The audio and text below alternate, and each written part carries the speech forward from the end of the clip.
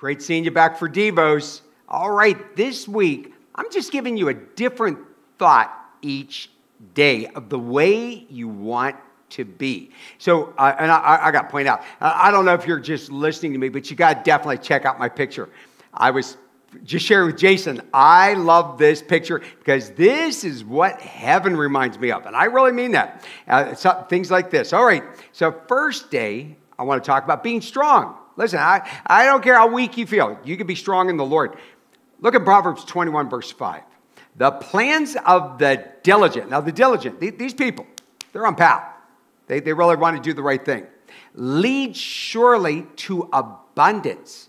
But everyone who is hasty comes only to poverty. Okay, this is really, really important when we're looking at something like this. It comes down to this. Somebody once wrote, the way I see it, if you want the rainbow, you got to put up with the rain. I think you know who said that. Dolly said that. But it's true. If you want a rainbow, you want to be blessed, you got to put up with the storms, you got to put up with the rain, you got to put up with the dark clouds, and that's just the way it is. Now, I know there are people that are listening to me right now, and you're not doing well. You're falling apart. Listen, that's not God's will. That is not of God. You do not have to stay that way, just so you know that. Falling apart and feeling really weak is showing that you're lacking some things. And so you got to pull it together and say, I'm going to fight against this. I want to be strong in the Lord. Sometimes people lead lives of ease. They never get that steadfastness in themselves. And I really want you to claim that in Jesus' name, you're going to have it. 2 Chronicles chapter 15, verse 7. But you take courage. Now notice here, it's up to you to have courage.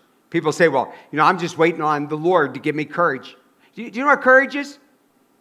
Staying at it and standing there and fighting longer than other people, even though you are scared to death. Okay? That's courage. Just walk by faith. He says, do not let your hands be weak. He tells you to do that. For your work shall be rewarded. Now, you're going to be rewarded if you're strong in the Lord and you're trusting in Him.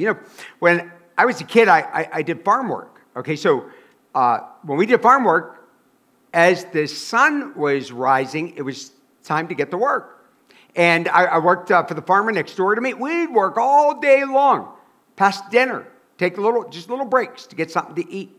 Oh, I'd be so dead tired, but I'm telling you, nothing is more beautiful than walking through the fields and smelling your work. You could smell the wheat or the hay that was cut, and you see the sun setting. That's the way you want your life to be in the Lord. And listen, I don't know about you. I'm going to die with my boots on. Okay, so don't throw in the towel too early here.